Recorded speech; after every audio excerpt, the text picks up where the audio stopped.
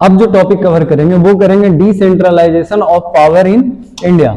Decentralisation of power in India. Decentralisation means क्या होता है, सबसे पहले समझते हैं कि सेंट्रलाइज, ठीक है, सेंट्रलाइज मींस कि एक जगह पर कॉन्सेंट्रेट कर देना, एक जगह पर कॉन्सेंट्रेट कर देना। लेकिन डिसेंट्रलाइजेशन मींस क्या है कि किसी भी चीज को एक सेंटर से उठा के उसको डिस्ट्रीब्यूट कर देना, उसको डिस्ट्रीब्यूट कर देना। तो जैसे पावर का डिसेंट्रलाइजेशन होता है, सेम है जैसे ही होता है कि when power is taken away from the central government and given it to the other level of government. इसको ऐसे समझते हैं कि इसमें क्या हुआ कि एक यूनियन गवर्नमेंट है, ठीक है, इसके पास पावर सेंट्रलाइज है, इसके पास क्या है, पावर सेंट्रलाइज है। इसके बाद स्टेट गवर्नमेंट है, इसके बाद पावर क्या है, सेंट्रलाइज है।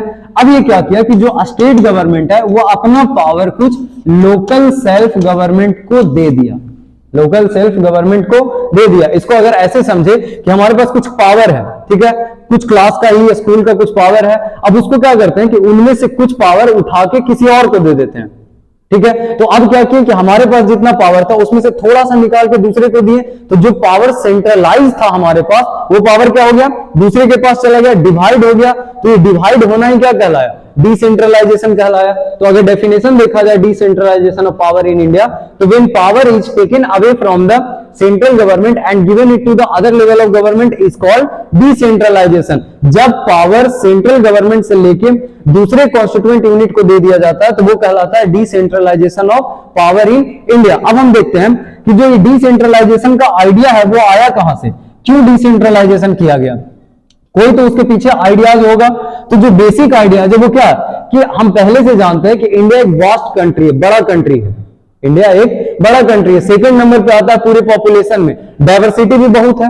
तो डाइवर्सिटी के साथ साथ जब वास्ट और डाइवर्स कंट्री है तो इसके पास भी large number of problem and issue है। हर लेवल पे, हर गांव में, हर एरियाज में अपना एक अलग प्रॉब्लम है, हर एरियाज में, हर लेवल पे अपना एक अलग प्रॉब्लम है। उस लेवल को क्या होगा कि अगर उस प्रॉब्लम को क्या है लोकल लेवल पे ही अगर हम सेटल कर लें तो वो ज्यादा बेटर है, ठीक। तो इसको सेटल करने के लिए कोई दो टायर ऑफ गवर्नमेंट अकेले सेटल नहीं कर सकता। अगर यूनियन गवर्नमेंट या स्टेट गवर्नमेंट दोनों मिलकर भी चाहे तो इस पूरे प्रॉब्लम को खत्म नहीं कर सकता। तो पहले वाले टॉपिक को याद कीजिए, what makes India federal country, उसमें क्या बोले कि पहले तो दो ही टायर था, लेकिन बाद में जब जरूरत आया तो वो क्या किया गया, तीसरे टायर को ऐड किया गया। तो यही जरूरत आया क्या कि बहुत सारा प्रॉब्लम है, lot of problem and issues है, ठीक है। तो वो क्या है लोकल लेवल पे ही सेटल हो जाए तो वो ज्यादा बेटर होगा, ठीक है। और उस लोकल लेवल पे सेटल करने के लिए पावर को क्या किया गया, डिसेंट्रलाइज किया गया और एक थर्ड टायर ऑफ गवर्नमेंट को लगाया गया जिसको बोलते हैं local self government, local self government. अब कितना टायर हो गया, सबसे पहला यूनियन गवर्नमेंट, ठीक है, उसके बाद निचला लेवल हो गया स्टेट गवर्नमेंट दूसरा, और अब जो इस प्रॉब्लम सॉल्व करने के लिए रीजनल लेवल पे तीसरा जो लाया गया गवर्नमेंट वो हो गया लोकल सेल्फ गवर्नमेंट, जो दो टाइप का है, एक गांव में रूरल एरिया और एक अर्बन एरिया, शहरी एरियाज में, ठीक है। तो जो रूरल एरिया का लोकल सेल्फ गवर्नमेंट है उसको बोलते हैं पंचायत, उसको क्या बोलेंगे, पंचायत। और जो शहर का हो जाएगा, अर्बन एरिया का हो जाएगा, उसको या तो म्युनिसिपैलिटीज या फिर म्युनिसिपल कॉर्पोरेशन। तो अब अगर फिर से देखें तो एक यूनियन गवर्नमेंट, ठीक, दूसरा लेवल पे स्टेट गवर्नमेंट और तीसरा लेवल पे लोकल सेल्फ गवर्नमेंट, जिसमें रूरल के लिए अलग जिसको बोलते हैं पंचायत, क्या बोलेंगे, पंचायत। और दूसरा जो हो जाएगा अर्बन एरियाज के लिए वो हो जाएगा म्युनिसिपल कॉर्पोरेशन या ये म्युनिसिपल म्युनिसिपैलिटीज। ये तीसरा लोकल सेल्फ गवर्नमेंट है, क्यों, क्योंकि जो रीजनल लेवल प्रॉब्लम्स है उसको लोकल लेवल पे ही सॉल्व कर लिया जाए। तो ये बेसिक आइडियाज था, मतलब यहीं से आइडिया आया डिसेंट्रलाइजेशन का, कहां का कि जो प्रॉब्लम्स है उसको क्यों ना हम रीजनल लेवल पे ही, लोकल लेवल पे ही क्या कर लें, सेटल कर लें। और उस लोकल लेवल पे सेटल करने के लिए क्या किया गया कि थर्ड टायर ऑफ गवर्नमेंट को लाया गया, पावर को डिसेंट्रलाइज किया गया। स्टेट गवर्नमेंट कुछ अपना पावर जो है वो लोकल सेल्फ गवर्नमेंट को दे देता है। अब क्या है कि डिसेंट्रलाइजेशन के लिए मेजर स्टेप कब लिया गया, डिसेंट्रलाइजेशन के लिए मेजर स्टेप्स कब लिया गया। तो अच्छा, मेजर स्टेप लेने की क्या आवश्यकता है, अभी आप प्रोविजन ले आए कि आप पावर शेयर कीजिए, स्टेट गवर्नमेंट को बोल दिए पावर शेयर करने के लिए, जब तक वो कॉन्स्टिट्यूशनली गारंटीड नहीं है क्यों भरोसा करें हम उस चीज पे, उसको कॉन्स्टिट्यूशनली गारंटीड करेंगे तब ना, कॉन्स्टिट्यूशन में मेंशन करेंगे तब ना। तो मेंशन करने का जो स्टेप है, जो मेजर स्टेप है वो लिया गया 1992 में, 1992 में, मतलब कि जो लोकल सेल्फ गवर्नमेंट का जो प्रोविजन आया, कब आया? 1992 में, और कॉन्स्टिट्यूशन को अमेंडमेंट किया गया, ठीक है, मतलब उसमें बदलाव किया गया, थोड़ा सा कुछ नए नियम ऐड किए गए लोकल सेल्फ गवर्नमेंट को लेकर। क्या किया गया? ताकि उसको ज्यादा पावरफुल और इफेक्टिव बनाया जाए। जब तक वो पावरफुल और इफेक्टिव नहीं होगा, लोकल लेवल पे प्रॉब्लम्स को उसको सॉल्व नहीं करेगा। अब इस चीज को आगे समझते हैं। तो ये क्या था? मेजर स्टेप कब लिया गया? 1992 में। और क्या किया गया? कॉन्स्टिट्यूशन में अमेंडमेंट किया गया, वो थर्ड टायर ऑफ गवर्नमेंट को पावरफुल और इफेक्टिव बनाने के लिए। और अगला टॉपिक क्या है हमारा? अगला टॉपिक है अमेंडमेंट क्या क्या किया गया, इस बात को समझते हैं। अमेंडमेंट जो है वो क्या क्या किया गया? हाँ, सबसे पहला अमेंडमेंट किया गया कि it is constitutionally mandatory to hold regular election to the local government body. जैसे यूनियन गवर्नमेंट का हर 5 साल के इंटरवल पे क्या होता है? इलेक्शन होता है, और फिर से सरकार चुन के आते हैं, ठीक है। स्टेट गवर्नमेंट का जैसे एक रेगुलर इंटरवल पे इलेक्शन होता है, वैसे लोकल सेल्फ गवर्नमेंट को भी क्या किया गया? रेगुलर इलेक्शन का प्रोविजन दिया गया, और ये कॉन्स्टिट्यूशनली मैंडेटरी कर दिया गया। मतलब कि नेसेसरी है कि जिस एरियाज में, जिस जगह पे लोकल सेल्फ गवर्नमेंट है, तो वहां पे एक लिमिट, ये रेगुलर पीरियड के बाद, एक इंटरवल के बाद क्या किया जाएगा? इलेक्शन लिया जाएगा। तो ये पहला अमेंडमेंट था जो 1992 में लिया गया। दूसरा क्या बोला गया? कि जो सीट्स है, सबसे इंपॉर्टेंट, ठीक है, seats are reserved, seats are reserved. अभी क्या होता है कि अगर इलेक्शन का प्रावधान लाया भी गया तो हम कॉन्स्टिट्यूशनली थ्योरेटिकली बहुत सारा चीज पढ़ लेते हैं, लेकिन रीजनल लेवल पे, ग्राउंड लेवल पे बहुत सारा प्रॉब्लम है इलेक्शन में, ठीक है। तो अगर आप सीट रिजर्व नहीं करते हैं तो एक लोग जो समाज में ऊपर है वो ऊपर ही उठते चले जाएंगे, नीचे वाले को तो चांस ही नहीं मिलेगा। तो उस चीज से बचने के लिए क्या किया गया? दूसरा अमेंडमेंट कि सीट्स को ही रिजर्व कर दिया गया। जैसे हमारे गांव में मुखिया का इलेक्शन देखते हैं, ठीक, तो जो स्टूडेंट गांव लेवल से हैं उनको समझ में आ रहा होगा कि अभी क्या होता है? अति पिछड़ा सीट आ गया, ठीक है, महिला सीट आ गया। तो आप उसमें क्या है कि अगर अति पिछड़ा सीट है, शेड्यूल ट्राइब का अगर सीट है, तो उसमें जनरल कैटेगरीज के लोग इलेक्शन कॉन्टेस्ट नहीं कर सकते हैं। क्यों? क्योंकि वो सीट्स रिजर्व हो गया। समझ में आ रहा? तो वो जो रिप्रेजेंटेटिव का सीट्स है वो रिजर्व किया गया किसके किसके लिए? पहला शेड्यूल कास्ट एससी के लिए, दूसरा शेड्यूल ट्राइब एसटी के लिए, और तीसरा अदर बैकवर्ड कास्ट ओबीसी के लिए, ठीक है। इन तीनों के लिए पहले से ही क्या किया गया? सीट को रिजर्व कर दिया गया। तो पहला जो 1992 में अमेंडमेंट किया गया था वो रेगुलर ये इलेक्शन का प्रोविजन डाला गया, मैंडेटरी कर दिया गया कॉन्स्टिट्यूशन से, और दूसरा सीट्स को रिजर्व कर दिया गया, ठीक है। ये इन तीन के लिए। उसके बाद वुमेन्स के लिए 1/3 सीट्स एकदम कंपलसरी है। पूरे रिप्रेजेंटेशन का, पूरे सीट्स का 1/3 जो सीट्स है, एटलीस्ट 33% जो सीट्स है वो वुमेन्स के लिए क्या है? रिजर्व्ड है। तो पहले तो एससी एसटी और अदर कास्ट के लिए कर दिया रिजर्व, और दूसरा क्या किया? 1/3 33% किसके लिए? वुमेन्स के लिए एकदम कंपलसरी रिजर्व कर दिया है। और ये 2 अमेंडमेंट है, ठीक है। आगे क्या है वो देखते हैं। अगला जो अमेंडमेंट था वो क्या है कि एक इंडिपेंडेंट क्या बनाया गया? इलेक्शन कमीशन बनाया गया। एक इंडिपेंडेंट इलेक्शन कमीशन बनाया गया। क्या बोला कि an independent institution called a state election commission has created in each state. प्रत्येक स्टेट में, ईच स्टेट में क्या किया गया? इलेक्शन कमीशन बनाया गया। इंडिपेंडेंट कहने का मतलब क्या है कि इंडिपेंडेंट मींस कि आप किसी के लिए आंसरेबल नहीं है, आप किसी के लिए आंसरेबल नहीं है। एक बात ऐसे देखते हैं कि जैसे इलेक्शन कमीशन है, ठीक है, ईसी है, अभी लोकसभा का ये इलेक्शन करवा रहा, तो ये अगर इंडिपेंडेंट नहीं रहेगा तो जो रूलिंग पार्टी है वो इसको मिसयूज भी तो कर सकता है। इलेक्शन कमीशन को क्या कर सकता है? मिसयूज कर सकता, लेकिन नहीं, इलेक्शन कमीशन के पास वो अथॉरिटी है, वो इंडिपेंडेंट है कि आप उस पर क्या कर सकते हैं? रूल नहीं कर सकते, आप उसको इन्फ्लुएंस नहीं कर सकते, आप उसका मिसयूज नहीं कर सकते। तो इंडिपेंडेंट इलेक्शन कमीशन हर स्टेट में बनाया गया ताकि पंचायत और म्युनिसिपल कॉर्पोरेशन का इलेक्शन फेयर ढंग से करवाया जा सके। चौथा क्या है? स्टेट गवर्नमेंट को बोला गया, ठीक है, कि आप अपने पावर में से कुछ पावर और कुछ रेवेन्यू, कुछ पावर और कुछ रेवेन्यू जो है वो लोकल बॉडीज के साथ शेयर कीजिए, लोकल बॉडीज के साथ शेयर कीजिए। कैसे शेयर करता है? अभी हम देखें, एक एग्जांपल लेते हैं। गांव में एक नॉर्मल सा मुखिया का इलेक्शन होता है, ठीक, मुखिया मींस की हेडमैन, मुखिया मीन्स हेडमैन। अभी जो पंचायत लेवल से होगा, म्युनिसिपल कॉर्पोरेशन वाले स्टूडेंट्स को ये चीज नहीं समझ में आ रहा होगा, लेकिन जो गांव से बिलोंग करते हैं उनको ये बात पता होगा कि एक मुखिया होता है गांव का, उसका इलेक्शन होता है हर 5 साल के बाद। तो इसके पास क्या होता है, अपना एक फंड है।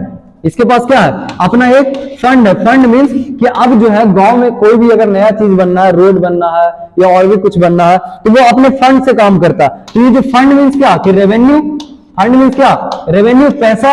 और ये रेवेन्यू कहां से आएगा, तो स्टेट गवर्नमेंट ही प्रोवाइड करेगा। जिस गांव के आप हैं, जो पंचायत के आप हैं, और जो वो पंचायत जिस स्टेट में पड़ेगा, उस स्टेट का स्टेट गवर्नमेंट क्या करेगा, रेवेन्यू शेयर करेगा उस लोकल सेल्फ गवर्नमेंट के लिए, ठीक है। और कुछ पावर भी देगा। पावर कैसे देता है वो अभी आगे देखेंगे हम।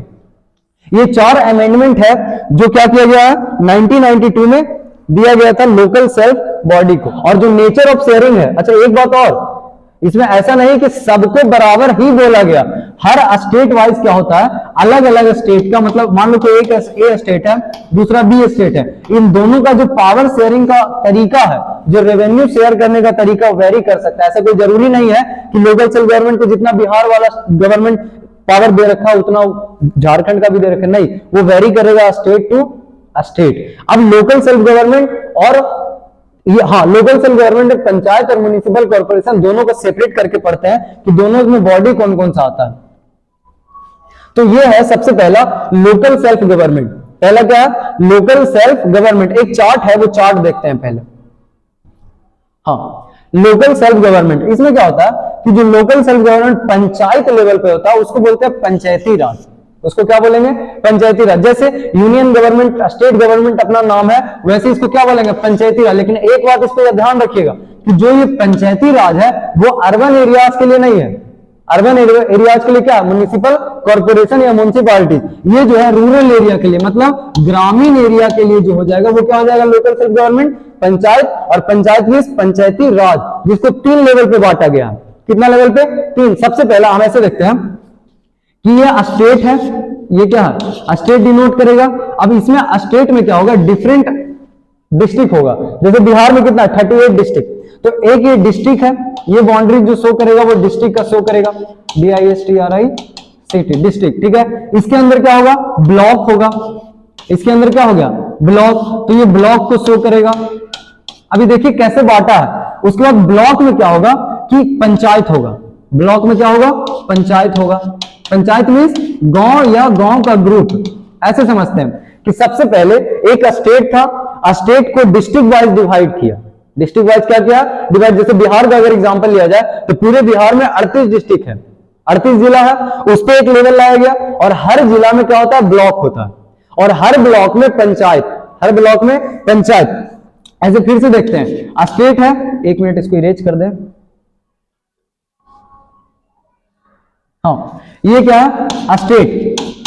स्टेट में फिर उसका सब यूनिट क्या हो जाएगा, डिस्ट्रिक्ट। सब यूनिट डिस्ट्रिक्ट, डिस्ट्रिक्ट का सब यूनिट ब्लॉक, ठीक है। ब्लॉक का सब यूनिट पंचायत, ब्लॉक का सब यूनिट पंचायत। अब पंचायत किसको बोलेंगे, अब देखिए जो म्युनिसिपल, सॉरी, जो पंचायती राज है वो 3 पार्ट में बांटा है, एक डिस्ट्रिक्ट लेवल पे, एक ब्लॉक लेवल पे और एक पंचायत लेवल पे। डिस्ट्रिक्ट लेवल पे, ब्लॉक लेवल पे और पंचायत लेवल पे। अब तीनों लेवल पे हम समझते हैं। सबसे पहले स्टार्ट करेंगे पंचायत से। तो पंचायत किसको बोलेंगे, पंचायत जो है वो या तो कोई गांव या गांव के ग्रुप, ठीक है, विलेज और ग्रुप ऑफ विलेज, ठीक है। विलेज लेवल पे क्या हो जाएगा, पंचायत। और पंचायत में कौन रहेंगे, या तो विलेज या तो, सॉरी, विलेज या फिर क्या हो गया, ग्रुप ऑफ विलेज। मतलब कि कोई गांव या कुछ छोटे छोटे गांव के ग्रुप्स को मिला के क्या बनाया जाता है, पंचायत बनाया जाएगा, ठीक है। फिर कुछ पंचायत को मिला के एक ब्लॉक बनाया जाएगा, और कुछ ब्लॉक को मिला के क्या बनाया जाएगा, डिस्ट्रिक्ट बनाया जाएगा। अब पंचायत में 2 लेवल चलेगा, एक विलेज काउंसिल चलेगा और दूसरा क्या चलेगा, विलेज कोर्ट। मतलब कि हिंदी में अगर बोले, लिखा था इंग्लिश में भी वही लिखाएगा, ग्राम पंचायत और ग्राम कचहरी। ग्राम पंचायत और ग्राम कचहरी। ग्राम पंचायत में क्या क्या आ जाएगा, सबसे पहला मुखिया हेडमैन, दूसरा वार्ड मेंबर। अब ऐसे जो लोग गांव से बिलोंग है, गांव को छोटे छोटे वार्ड में, जैसे मोहल्ला, ठीक है, जो कॉलोनी होता है उसको वार्ड के तौर पे जाना जाता है, ठीक है। अब एक गांव है या एक पंचायत है, तो एक पंचायत मान के चलिए, एक कोई पंचायत है, ठीक, और उस पंचायत में क्या है कि 10 कॉलोनी है। कितने कॉलोनी है, 10 कॉलोनी है। तो वो जो टाउन में हम जिसको कॉलोनी बोलते हैं उसको गांव में मोहल्ला बोलते हैं, और उसको पंचायती के राज के हिसाब से उसको वार्ड बोलेंगे। क्या बोलेंगे, वार्ड। तो हर एक वार्ड का एक मेंबर, जिसको वार्ड सदस्य हिंदी में बोलते हैं, और उन सब वार्ड्स का एक हेड कौन हो जाएगा, मुखिया। मतलब कि पूरे पंचायत का जो हेड है वो कौन है, मुखिया, ठीक है। और पंचायत में जो मोहल्ला बांटा हुआ है, जो वार्ड बांटा हुआ है, उसके मेंबर को क्या बोलेंगे, वार्ड मेंबर या वार्ड सदस्य। जो ग्राम कचहरी होता है उसमें एक सरपंच और दूसरा पंच, हर वार्ड का एक पंच, हर वार्ड का एक पंच, और हर पंचायत का एक सरपंच। ये एक तरीके से हाईकोर्ट मान लीजिए आप, किसका, ग्राम कचहरी का, पंचायती राज का, ये हाईकोर्ट का जज है। हाईकोर्ट का क्या है, जज। अभी हम बताएं कि लोकल सेल्फ गवर्नमेंट क्यों बनाया गया था, क्योंकि लोकल प्रॉब्लम को लोकल लेवल पे सॉल्व कर लिया जाए। तो अभी भी गांव में पंचायती होता है, अभी भी गांव में क्या होता है, पंचायती होता है। मतलब कि अगर आपको कोई तरीके का प्रॉब्लम हुआ, किसी से लड़ गए, तो आप कहां जा सकते हैं, ग्राम कचहरी। सरपंच आपका क्या कर देगा, सरपंच जो है वो आपका फैसला कर देगा। समझ में आया। तो ये जो विलेज लेवल पे ग्राम पंचायत और ग्राम कचहरी, इसमें वार्ड मेंबर सबसे लो लेवल, मतलब सबसे छोटे लेवल पे, उसके बाद सारे वार्ड्स को मिला के एक मुखिया हो जाएंगे ग्राम पंचायत का, ठीक है। और ग्राम कचहरी का हर वार्ड का एक पंच और हर वार्ड का एक सरपंच हो जाएगा। तो ये क्या था, ये था पंचायत का, ठीक है। अब इसमें भी देख लेते हैं, पंच और सरपंच ये काउंसिल्स है जो वार्ड मेंबर को मिला के बनता है, और ये एडल्ट पीपल, मतलब 18 प्लस वाले जितने लोग हैं उनके द्वारा डायरेक्ट इलेक्ट होता है। वो वार्ड मेंबर हो, हेडमैन, मुखिया हो, पंच हो, सरपंच हो, सबको डायरेक्ट इलेक्ट किया जाता है, कोई सिस्टम अलग नहीं। इनका काम क्या है, तो गांव का जो बॉडी होता है, ठीक है, it is a decision making body, ये डिसीजन लेने वाला बॉडी है गांव का। और इसका और क्या काम है, साल में 2 या 3 बार सबसे मिलना होता है। सबसे क्या होता है, मिलना होता है बजट बनाने के लिए। क्या बनाने के लिए, बजट बनाने के लिए साल में 2 या 3 बार आप पूरे गांव वाले से मिलिए। ये किसका, ये पंच और सरपंच का काम है, पंच। अब क्या होता है, पंचायत समिति। जैसे ही हम पंचायत से ऊपर उठते हैं तो हो जाता है पंचायत समिति। पंचायत समिति कोई लेवल नहीं है, कुछ वोट्स पे डिपेंड करता है, ठीक है, कि इतने वोट्स पे, जैसे इसमें क्या 5,000 से 7,000 अप्रॉक्स है, लेकिन ज्यादा ही अब होता है कि उतने पे एक पंचायत समिति होता है। ये जो है कुछ ग्राम पंचायत को मिला के क्या बनाया जाएगा, पंचायत समिति या फिर ब्लॉक या मंडल बोलेंगे, ठीक है। ये पंचायत के मेंबर्स इसके मेंबर हो जाएंगे, फिर जिला परिषद। अभी इसको ऐसे समझते हैं, ब्लॉक लेवल पे क्या है, पंचायत समिति। ये क्या है, पंचायत समिति। इसके मेंबर कौन कौन हो जाएंगे, सो देखिए।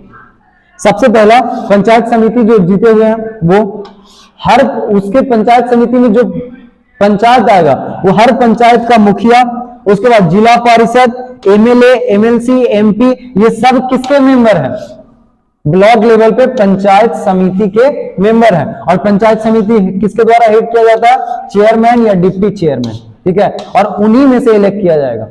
जो ये पंचायत समिति जीत के आए हैं उन्हीं में से किसी एक को क्या किया जाएगा, इलेक्ट किया जाएगा। इसमें कोई दिक्कत यहां तक नहीं। अब जो है डिस्ट्रिक्ट लेवल पे, अब अगर डिस्ट्रिक्ट लेवल पे देखें तो जिला परिषद क्या है, जिला परिषद। इसमें यहां भी मेंबर कौन हो जाएंगे, पंचायत समिति, जिला परिषद, एमएलए, एमएलसी, एमपी और एमपी और राज्यसभा के एमपी, ठीक है। अर्बन एरियाज में जो लोकल सेल्फ गवर्नमेंट है उसको बोलेंगे म्युनिसिपैलिटीज, ठीक है। क्या बोलेंगे, म्युनिसिपैलिटीज। टाउन में जो छोटे छोटे टाउन हो गया वो म्युनिसिपैलिटीज, और बड़ा वाला जो हो जाएगा म्युनिसिपल कॉर्पोरेशन, ठीक है। म्युनिसिपैलिटीज का चेयरपर्सन और म्युनिसिपल कॉर्पोरेशन का हेड कौन करेगा, मेयर करेगा, ठीक है। लोकल सेल्फ गवर्नमेंट में क्या है कि बोथ गवर्नमेंट जो है, दोनों गवर्नमेंट रूरल एरिया पे और अर्बन एरिया पे, वो किसके द्वारा किया जाएगा कंसिस्ट, जो लोग चुन के आएंगे, जो रिप्रेजेंटेटिव होंगे उन्हीं के द्वारा। लोकल सेल्फ गवर्नमेंट मतलब कि पंचायत और म्युनिसिपैलिटीज, ठीक है, दोनों क्या हो जाएगा, दोनों में कंसिस्ट कौन करेंगे, किनके द्वारा चलाया जाएगा, पीपल रिप्रेजेंटेटिव जो इलेक्ट होकर आए हैं उन्हीं के द्वारा चलाया जाएगा। और ये इतना हुआ कि अब पूरे इंडिया में टोटल 36 लाख इलेक्टेड रिप्रेजेंटेटिव है सिर्फ लोकल सेल्फ गवर्नमेंट से। सिर्फ और सिर्फ लोकल सेल्फ गवर्नमेंट से कितना, 36 लाख, अप्रॉक्स 36 लाख रिप्रेजेंटेटिव हैं। अब लोकल सेल्फ गवर्नमेंट के साथ प्रॉब्लम क्या आ रहा है, डिफिकल्टीज। तो इसमें प्रॉब्लम यह आता है कि जो ग्राम सभा जो बताए थे कि ये पंच और सरपंच का क्या काम है कि साल में 2 या 3 बार मिलना लोगों से, और जिसको ग्राम सभा बोलते हैं, और बजट पास करना गांव का क्या बनना है, क्या प्रॉब्लम है, और वो रेगुलर हो नहीं पाता है। लोकल सेल्फ गवर्नमेंट को बोल तो दिया गया कि आपको ग्राम सभा करना है, ग्राम कचहरी होगा, लेकिन वो रेगुलर किया नहीं जा रहा। तो ये सबसे बड़ा प्रॉब्लम है लोकल सेल्फ गवर्नमेंट के साथ। दूसरा, और स्टेट भी, कई स्टेट जो है वो मतलब ये सिग्निफिकेंट पावर ट्रांसफर नहीं कर पा रहा है, किसको, लोकल सेल्फ गवर्नमेंट को। अभी भी जो है ये लॉन्ग वे है रियलाइज, मतलब अभी भी इसका प्रॉब्लम का सॉल्यूशन ढूंढा नहीं गया है, अभी भी ऐसे ही चल रही है, डिफिकल्टीज अभी भी ऐसे ही लगा हुआ है। और यहां के साथ चैप्टर हो जाता है खत्म और फेडरलिज्म खत्म। फरवरी से स्टार्ट करेंगे सारे चैप्टर का क्वेश्चन सेट और प्रैक्टिस करेंगे सारा क्वेश्चन जो इंपॉर्टेंट है। Thank you.